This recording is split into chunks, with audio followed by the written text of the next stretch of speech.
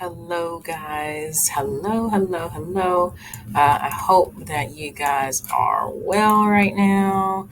You probably won't see my face in this video, but I wanted to take some time to really go over this PowerPoint with you one more time before we go into a test. I will post a practice test up next week. I'll also post and provide you more documents that I use as a study tool because bones and muscles will definitely be on all of your tests for this semester. All right, so I'm going to hop on over to slide number 6, I think. I didn't write this down, of course. But what we're going to talk about today, just want to review some things with you as far as kind of the machines in your body. Okay, I want you to focus on the machines that function in different ways, primarily in 4 different ways. What it does is that it has the opportunity to alter direction, it enhances range of motion, and also it's going to, as far as a machine in the body is concerned, you need to know that it does balance multiple forces. And multiple forces might be movement, it might be something that has weight or mass in it.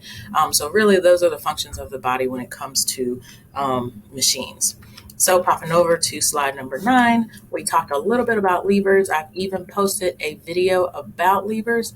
One thing it talks about the levers rotate about an axis and result in force, effort, or E, and being applied to causes movement against resistance, sometimes referred to as load or weight, output of force. One thing about that video is that you need to know there's going to be parts of this PowerPoint that's going to say 3. There are 4. Okay. And what the 4th one is basically the arm, or a little bit of what's really doing the motion, like kind of the seesaw. Of course, you have your fulcrum in the middle, and then you'll have some weight on each varying sides. So it's basically the one thing that's holding each side up as far as the weight or the load is concerned. So you do have that arm in there. All right. We're going to do the pop over slide number 13. All right. Where still talking about a little bit of levers. Now, what we will do is that I do want you to get familiar with this particular equation where it references mechanical advantage, but this will not be on your first test. This will be towards the end of the semester when we talk about the different equations that are found in kinesiology. All right. So, and I hope I didn't skip it, but either way, again, you're going to go over and look at the different lever types, or lever, and you're going to really get familiar with these types. Okay. First class lever or lever, as you see demonstrated here, you want to think about it as a head nod. Okay. With the skull being balanced on top of the vertebrae or vertebra, potato, and that would be the best example to know the first class lever in your body. All right. So in your second class lever, we think about the wheelbarrow, the nutcracker, loosening of a nut. Also think about your little bit of a heel raise, okay? Or plantar flexion of the foot to raise the body up on the toes, where ball A of the foot serves as the axis and ankle plantar flexor apply force to the calcaneus. Okay, so in layman's terms, basically just balancing on your tippy toes, just raising all the way up, lifting up your heels up is the best example of the second class lever. Now, we talked a little bit about the third class lever, the most obvious one being a bicep curl. Okay. So those are important points that you need to know about the lever. All right, like I said, right now we won't talk about the equations. We'll leave those alone towards a little bit of the third and fourth tests. All right, so now again, what we'll do, I will leave off torque and length of lever arms. We will leave that alone. We'll cover that in a different topic as we get a little deeper into the parts of the body and when we need to apply torque. All right, not torque. All right, I'm going to move through these slides. I'm sorry if they are fast, but you do have this in your Blackboard that I do encourage you to read because your notes are connected to the study notes and very closely connected to your first test, okay?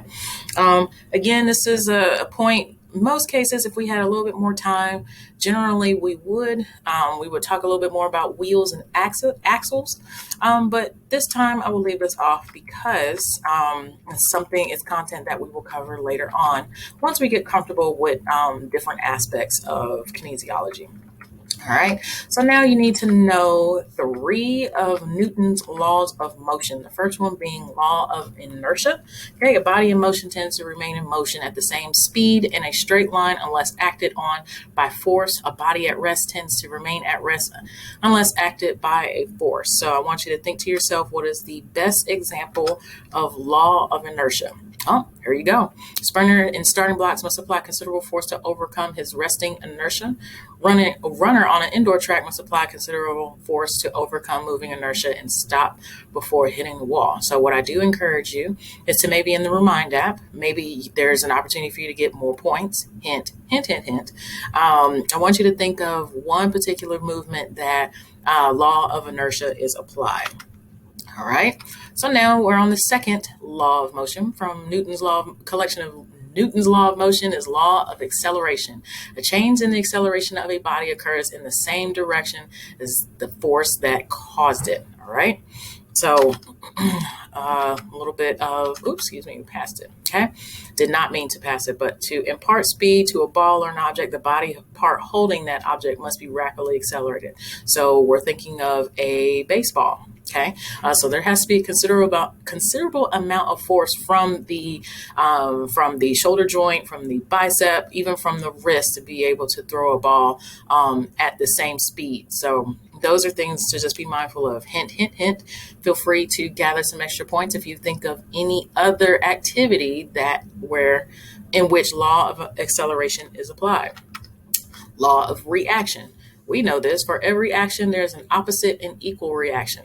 That's what I usually tell my younger brothers about yelling and screaming at somebody. If you yell and scream at somebody, you will get that same reaction, okay? So a little bit of the same thing applies here too.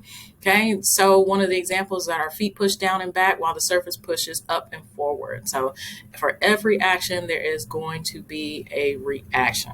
All right, so that's a little bit of the example of the big foot in the sand. Okay, so if you could think of anything, like I said, you could send it to me in the Remind app of an example of law of reaction. Okay, so now what I'm going to do, I'm going to skip on over to slide 83. Well, actually, before I go to slide 83, you're going to talk about balance, equilibrium, and stability. Okay, a little bit this week, actually, we talked a little bit about what equilibrium is that it's just a zero state of acceleration where there's no change in the body, there's no motion in the body, there's no speed in the body. All right, so that is one thing that you do need to remember. Hint, hint. Balance is also the ability to control equilibrium, either static or dynamic. Balance being, if you were on a balance beam or a tightrope, if someone were to push you, you will be able to maintain balance. Same thing with maybe running. If someone were to, come by and speed by you, and the wind or the impact that someone moves past you doesn't move you or doesn't shift you. So those are just different aspects of what balance is. Okay. So as I said, we'll skip on over to page 83. You saw me a little bit go over what friction is. Friction is basically a force that results from resistance between two surfaces of two moving objects moving upon each other. So, if you have a center block and maybe you're working out and you want to drag that center block over concrete, by all means, that's going to generate friction, or that is the best example of friction.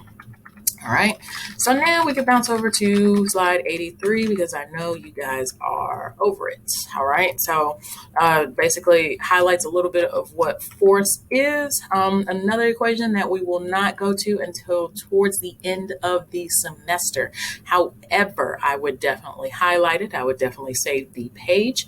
And as we talk a little bit about momentum, which is quality of motion equal to mass times velocity, make sure that you take some time to download it and highlight momentum, because these equations will come back. And as I said, what we'll do is that I will post different study charts. Hint, hint, some of that stuff will be on a test. I will go further into another date and time to talk about how the test will be conducted. And also, just to be mindful of it, I also have a skeleton here. So make sure you take some time, just email me or message me through the Remind app when you would like to come by my office and take a look at the skeleton, okay?